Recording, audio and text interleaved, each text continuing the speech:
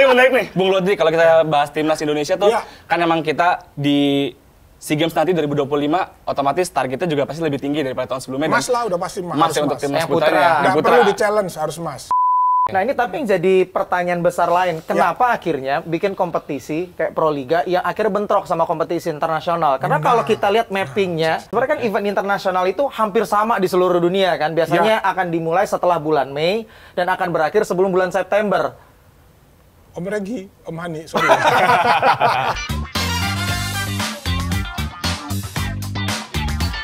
Balik lagi di podcast si Jago Volley, dan kalau kita ngobrolin tentang timnas Indonesia ya di kejuaraan Asia Tenggara, kejuaraan Asia atau bahkan di kejuaraan dunia.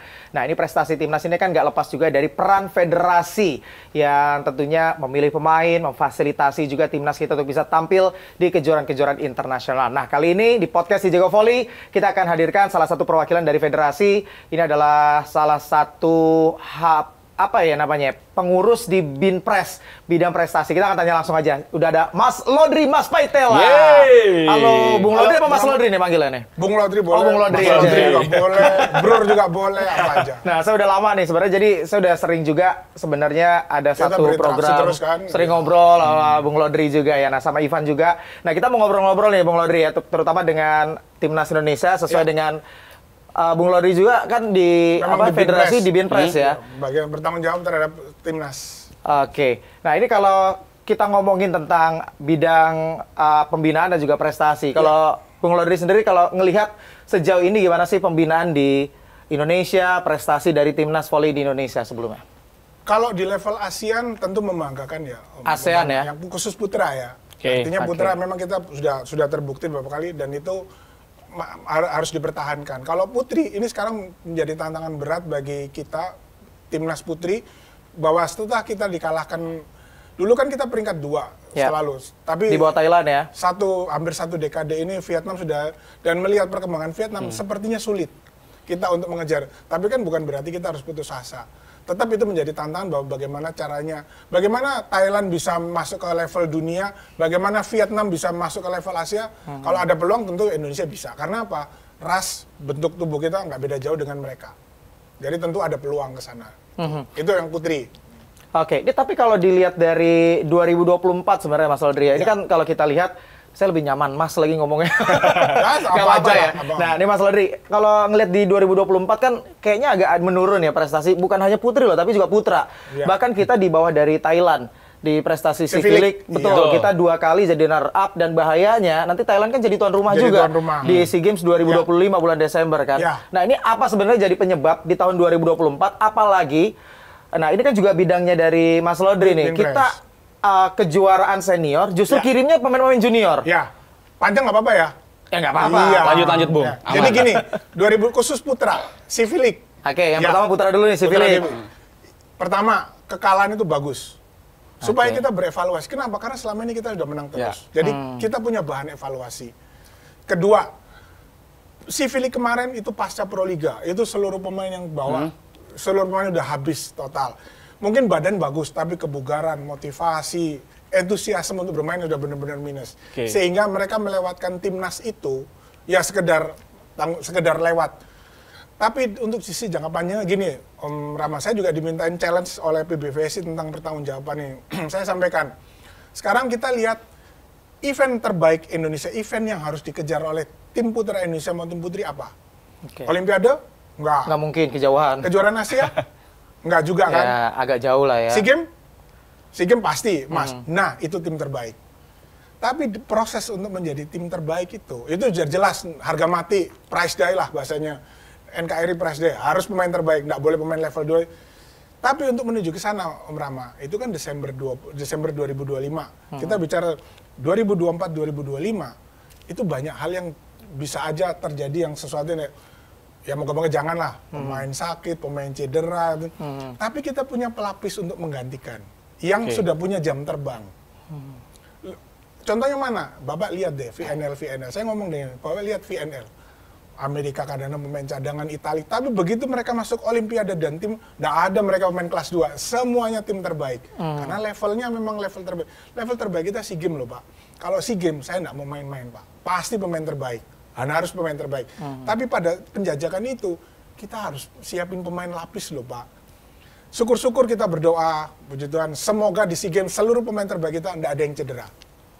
Oke, nggak ada jaminan, tapi kalau ada cedera, mau nggak mau Pak, kita gantikan. Gantikan ini sudah punya jam terbang. Memang Pak prosesnya sakit, kuping bawah sakit. Tapi itu Pak konsekuensi kalau kita mempersiapkan tim lapis. Nah ini menarik nih Mas Ludri. Tadi kalau sempat bilang kan kalau kayak di VNL ya Amerika sempat bawa pelapis, tapi kan itu biasanya di fase awal. Tapi kalau VNL-nya biasa udah di fase akhir, mereka juga akan manggil pemain-pemain inti kan. Nah kalau ngomongin potensi dari tim putra di Asia, ada potensi sebenarnya. Kita sempat ada di perempat final, bahkan Thailand sempat jadi juara. Tapi itu pun FEC Challenge Cup kan. Om Rama, VNL periodenya hampir 3 bulan. AFC Challenge seminggu. Nggak bisa kita untuk nyoba sana. Saya kalau misalkan FEC Challenge dibuat seperti VNL, berani bongkar sana, kirim sana, makin enak kita mempersiapkan pemain-pemain pelapis itu. Tim terbaik udahlah jaminan mereka udah harus tampil di SEA Games untuk meraih emas, itu nggak bisa diganggu. Tapi persiapan tim ini kita harus sediakan tugas binpres, harus. Semoga ini jangan ada cedera lah supaya nanti di SEA Games emas. Tapi kalau misalkan ada cedera, itu tadi pelapisnya sudah punya jam terbang, sudah punya pengalaman bermain, bukan sekedar datang, waduh grogi ya ini mah SEA Games berat loh. SEA Games karena ada challenge emas, tapi kita datang ke Asian Games, udah pasti kalah nih, santai, nggak terlalu beban, pressure-nya nggak seberat SEA Games. Oke, ini menarik nih Coach kalau kita bahas tentang coach lagi manggil. Apa-apa lah, bebas memanggil coach, ada mas, ada bro. Tapi menarik nih, Bung Ludri, kalau kita bahas timnas Indonesia tuh, kan emang kita di SEA Games nanti 2025 otomatis targetnya juga pasti lebih tinggi daripada tahun sebelumnya. Mas lah udah pasti mas. Mas ya untuk timnas putra. Nggak perlu di challenge, harus mas. Kalau putri enggak dong. Putri sekarang melihat perkembangan sekarang perunggu kita harus kejar. Harus realistis lah perunggu. Karena Vietnam sudah jauh lebih bagus. Bahkan menurut saya kalaupun nanti kalah dari Thailand, mungkin nggak 3-0. Kalau Thailand putri nggak kalah. Kali ini mungkin titik balik Vietnam putri untuk naik, bisa ngalahin Vietnam. Ngalahin Thailand. Ini kan kemarin kita dengar juga nih kalau binpres di periode sebelumnya, periode Bung Ludri sebelumnya itu kan menargetkan bahwa tahun 2032 itu tembus Olimpiade, Bung. Olimpiade, ya. Ini pengen nanya untuk roadmap-nya ini gimana, Bung? Udah dipersiapkan? Sudah. Jadi sekarang lompat ya, abis dari sini langsung ke 2032. Langsung ke. Nggak apa-apa ya, Om Rama. Ya. Pasti semua manajemen itu pasti punya mimpi, dream. Harus punya dong. Masalah itu terakhir apa enggak? Karena kita di institusi perbankan juga dapat target. Ini target di langit ini nggak mungkin kecapai. Tapi kan tetap harus. Nah, untuk itu kita sudah punya roadmap. Makanya mulai ada U17, U19, U21. Ini satu konsep pembinaan yang dulunya nggak ada di PBVSI. Tapi FIVB sudah merubah. Ada kekurang fleksibelan di federasi pada saat merubah junior menjadi kelompok U, ada resistensi. Kenapa? Karena ADART-nya. Loh, kita bahas ADART sementara FIVB sudah merubah konsep itu, kenapa? Nah, itu jadi memang ada sedikit resisten pada saat perubahan. Makanya sekarang baru mulai ada U16. Gini, Om Rama, jadi FIVB itu U21, U19, U17. Jadi kita 1 tahun sebelumnya Asia, jadi U20, U21 nantinya. U20, U18, U16. Jadi 1 tahun sebelumnya. Itu makanya PBVSI kira-kira baru 2 tahun belakangan ini, makanya kita baru U21. Tiba-tiba langsung masuk kejuaraan dunia. Tahun ini baru ada U16. Itu nanti boleh ditanyakan lah. Artinya kita sekarang berusaha mengikuti konsepnya FIVB dalam membuat kejuaraan. Dulu kan cuma junior, senior. Sekarang nggak junior dipecah 3. Jadi U21, U19, PBVSI baru mengikut, mulai masuk di konsep pertandingan seperti itu. Ada U21, U16 kita siap. Nah ini balik lagi tadi ya, menarik tadi pernyataannya Mas Ludri. Jadi ini persiapannya kan tadi menuju buat SEA Games, itu goal yang paling mungkin, yang terbaik, prestasi yang bisa kita dapetin untuk bisa dapetin emas, baik putra ataupun putri. Makanya perjalanan menuju situ dipersiapin dengan adanya pemain-pemain muda dimainin di FEC Challenge Cup. Nah yang jadi pertanyaan gini, itu kan ada wadahnya sendiri sebenarnya Mas Ludri. Betul. Ya kan, ada kejuaraan U21, yang FEC ada, yang dunia juga ada, yang U20, U18, itu kan semua ada wadahnya. Kenapa nggak kirim ke kejuaraan kelompok umur, malah justru pemain-pemain muda ini dikirim ke level senior? Ya, kalau bicara tentang tim U20 kemarin ya, kita bicara U20 ke sana, karena memang pertama momennya pas Proliga. Udah jelas. Saya juga pengalaman di Putri. Oh, yang nih FVC Challenge Cup kemarin ya? Yang di Bahrain. Oh, di Bahrain. Oke. Kenapa Putra? Putra. Karena FVC Challenge yang kemarin kan nggak ini. Yang 2024 kan, yang 2025 kan akan datang. Yang tahun lalu kenapa kita mengirim tim U21? Karena pada saat rapat sudah ditulis, kita tidak mengirim U21, kirim AVC Challenge Putra Putri, sudah tidak dikirim. Kenapa? Karena bersamaan jadwalnya dengan Proliga. Tapi di situ ada tantangan, oke lah ketua umum, saya harus salut jempol sama ketua umum. Tetap kita kirim. Pak, nggak ada tim loh. Nanti akan resiko ada pemain ya. Nggak ada pemain. Oke, karena semuanya bentrok sama Proliga. Iya, saya bawa konsep U21. Kita punya. Lu nanti Proligamu gimana? Saya bagi 9. Tapi sebelum berangkat, Pak, ini konsekuensinya adalah hujatan loh, Pak. Kritis. Saya bilang nggak bilang kritis dari kritikan dari para. Karena jadi nggak kompetitif kan? Betul. Tapi itu tadi. Artinya pada saat memutuskan, saya harus akui ketua umum berani. Ya? Berani. Benar. Tapi dia petiknya pada saat selesai kejuaraan U20 di Surabaya, kan saya sambutan. Saya berterima kasih ketua umum. Keberanian Bapak memutus di sana. Tuanya hujatan, tapi sekarang Bapak menuai hasilnya. Betul. Tim ini lolos kejuaraan dunia. Mungkin para netizen tidak melihat itu, Pak. Bapak mungkin para netizen mengingat kritikan Bapak hujat, tapi pada saat ini silakan Bapak menuai hasil. Puas dengan ini. Tapi ini satu hasil dari keberanian Pak Imam memutus, oke, tetap ke Bahrain ya. Betul. Ke Bahrain ya. Tapi itu juga berpengaruh terhadap ranking ya, Coach. Jelas, Coach jelas. lagi, tapi kalau kita tidak ngirim, lebih drop lagi. Oh. Jadi lebih baik mengirim walaupun kurang kompetitif. Betul. Gitu ya, Bung? Iya. Walaupun kalah terus tetap poinnya jauh lebih bagus tetap dibandingkan nggak ngirim. Betul. Oh, ada peraturannya itu. Kalau kita nggak ngirim langsung drop. Oke, langsung drop dengan jauh. kita kalah. Kita ada menangnya dong. Sekali.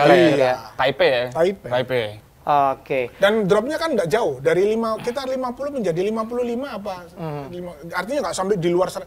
Sebelum kita ikut FVC Challenge atau tahun lalu yang pas kalah di Taiwan, itu kita di luar 100. Oke. Nah ini tapi yang jadi pertanyaan besar lain, kenapa akhirnya bikin kompetisi kayak Proliga yang akhirnya bentrok sama kompetisi internasional? Karena kalau kita lihat mappingnya, sebenarnya kan event internasional itu hampir sama di seluruh dunia kan. Biasanya akan dimulai setelah bulan Mei dan akan berakhir sebelum bulan September.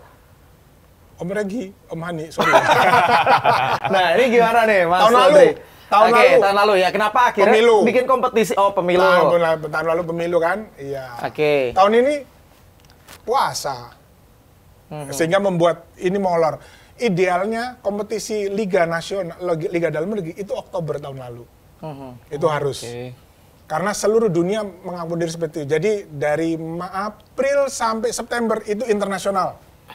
Oktober sampai Maret itu liga-liga nasional. Makanya kalau Proliga mulai nyari pemain di Januari, di Oktober, udah nggak habis pemain terbaik. Kenapa? Karena mereka sudah terikat kontrak. Yang bisa datang, yang kalah, yang nggak kepake, yang itu loh. Oke, nah ini tadi alasannya berarti pertama, kalau tahun lalu pemilu, tahun ini bulan Ramadan. Mau nggak mau bulan puasa. Digeser. Konsekuensinya ke timnas, konsekuensinya ke saya. Oke. Itu kan. Nah, tapi ini juga ada... Sorry, tanpa bermaksud menyalahkan bidang kompetisi. Karena jadwalnya seperti itu. Pada saat saya mengikut rapat, waduh bahaya. Karena Proliganya itu sudah masuk ke event-event internasional. Tahun ini pun juga akhirnya ada molor, ya masuk ke event internasional, antar klub nggak ngirim. Ya karena memang Proliga belum selesai. Siapa yang mau ngirim? Kalaupun ada kita tunjuk klubnya, mau nggak? Dia lagi habis-habisan nih di Proliga dananya, tiba-tiba suruh ke luar negeri, wah habis aja. Oke, nah ini tapi kalau tadi nih Mas Rodri, alasannya karena satu pemilu tahun lalu, jadwal, terus bulan puasa. Kalau bulan puasa ini kan akan setiap tahun kan? Betul. Apa terus ini akan jadi kendala? Itu yang pertama. Nah kalau alasan pemilu, banyak juga yang bilang, kok kenapa cabang olahraga lain bisa jalan? Tapi kalau voli ternyata harus tunggu dulu sebelum akhirnya dimulai tahun lalu. Ya. Om Regi, Pak Ani, itu jauh lagi ya. Ini sebenarnya bidangnya agak di luar dari Mas Rodri ya, tapi mumpung ya perwakilan juga kan lah dari PBVSI, betul. Dampaknya kan ke timnas kan? Betul, dampaknya ke timnas, betul. Dampaknya ke timnas, ya memang harus berani membuat terbaik. Dulu pernah ada wacana, kemarin, bahwa di bulan puasa tetap ada pertandingan. Tapi buktinya ternyata libur sebulan. Ya saya nggak bisa menyalahkan siapa-siapa. Ya ada pertimbangan khusus lah ya. Mungkin yang akan lebih tepat menjawab sebenarnya Pak Regi atau Pak Hani ya. Iya, tahun lalu pun pemilu, ya kalau berani. PBB pasti kan akan ada larangan kan untuk mengadakan keramaian. Ada unsur politisnya.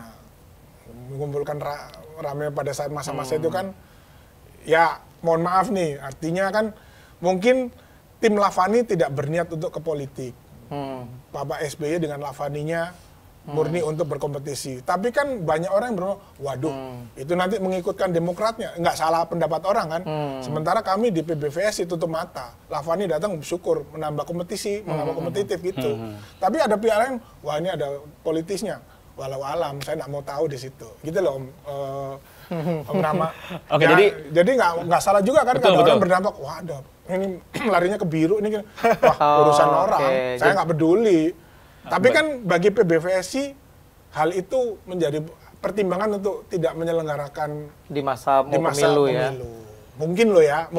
Itu Om Regi silakan Pak Ani.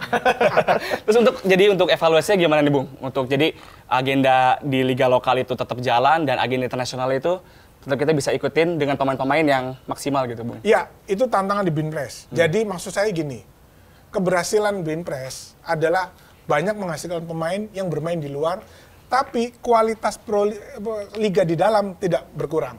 Itu mau nggak mau, saya harus produksi pemain terus. Ngambil cari pemain, cari produksi terus. Yang ini silahkanlah lo main di luar kayak Rifan, Doni kemarin main di luar, nggak apa-apa, bagus. Karena timnas dapat positifnya. Begitu dia datang, wes pemain jadi, pemain mateng, nggak perlu TC jangka panjang 9 bulan, cukup ini pemain mateng. Itu yang saya dapatin. Pelapisnya sudah siap, sudah punya jam terbang. Ini mungkin mereka nggak mau main di nggak apa-apa, tapi ini tawarin main keluar negeri. Berarti buat saya selaku Binpres sukses. Ya. Artinya, berarti pelapis pembinaan kita untuk pelapis mereka bisa dipakai. Contoh U20 Om Rama, tahun lalu yang habis sebelum kejuaraan Asia nggak laku pemain kita. Apa kalah? Just biarin. Di Pro Liganya kalah terus ya. Begitu lewat kejuaraan Asia mulai. Ya sekarang kan hampir ada beberapa pemain yang nggak kembali ke kita karena udah diambil klub. Bahkan sekarang sudah banyak yang diambil klub. Buat saya pribadi secara PBVSI berarti pembinaan kita berhasil dong. Tapi ini menarik nih Bung. Pengen tahu nih kalau misalkan dari Binpres ini tolak ukur secara umum untuk keberhasilan dari Binpres itu seperti apa nih Bung? Ya, tuntutan dari setiap raker kan ada kita bahwa mempertahankan medali Sea Games. Putra. Itu udah pasti. Dan putri mau nggak mau kita harus mencari yang terbaik. Kalau perak sekarang sulit ya mau nggak mau bertahan di perunggu untuk prestasi. Terus pelapis mempersiapkan pemain-pemain pelapis untuk mengganti promosi menggantikan pemain senior mereka. Jadi U21, U16 baru nih, baru mulai akan kita bentuk. Artinya itu tuntutan dari aspirasi dari Pemprov se-Indonesia yang biasa disampaikan di setiap Rakernas. Oke, nah ini kalau ngomongin tentang timnas ya, sebetulnya kan banyak juga Mas Lodri yang mungkin mengkritisi kita tuh terlalu banyak melewatkan kompetisi-kompetisi internasional yang kelompok umur kita lewatin, kejuaraan Asia juga banyak yang kita lewatin. Oke lah kita lupain gitu loh yang sebelumnya. Nah, tapi kalau dari PBVSI, ini kan juga salah satu ranahnya Mas Lodri kan, dari Binpres sendiri. Nah ini roadmap-nya buat ke depan, apakah kita juga akan mulai akhirnya secara rutin tiap tahun untuk kirim timnas kita, baik di kelompok umur, baik itu di senior, baik putra ataupun putri. Nah ini kalau dari PBVSI, dari Federasi sendiri, gambarannya ada di tahun 2025? Ada. Jadi artinya Om Rama, sebagaimana tadi awal pembicaraan kita bahas tentang U21, kelompok umur sudah mulai di U20 tahun lalu. Kita tuan U20 rumah ya. bisa dikatakan sukses. Lanjut ke U21 putra. Tahun ini mulai ada U16 putra. Kenapa kok tidak putra putri? Pasti ada keterbatasan. Perangkat di Pemprov, saya nggak menyalahkan Pemprov ya. Karena ini kan PBVSI sendiri baru berubah untuk merubah kelompok umur junior jadi kelompok umur. Itu harus diikutkan. Tahun ini biasanya kita cuma sekedar ke jurnas junior, nggak bisa, ganti. Harus ke jurnas U20, harus ke jurnas U18, harus ke jurnas U16 untuk menyesuaikan. Menyesuaikan dengan yang kejuaraan internasional Asia ya. Internasionalnya. Itu baru tahun ini diadakan U16. Supaya kita punya tim putra-putri. Walaupun nanti federasi memberikan putra, nggak apa-apa kita punya. Kalau misalkan tiba-tiba dapat dana, putri berangkat, ada juga kita sudah punya database-nya. Jadi gitu Om Rama. Jadi memang kita sekarang penyesuaian. Kita merubahnya PBVSI itu untuk kelompok umur harus diikutkan juga ke Pemprov. Karena belum tentu Pemprov itu mampu. Kita enggak mungkin Om Rama ke Jurnas, tapi kan ke Jurnas antar klub. Bukan ke Jurnas Pemprov kan. Betul. Karena Pemprovnya kurang aktif. Bagaimanapun nggak bisa dibohongin bahwa di tim putri asing ya, terlalu dominan ya. Belum mengerti gitu baru. Komentator mengerti. Iya.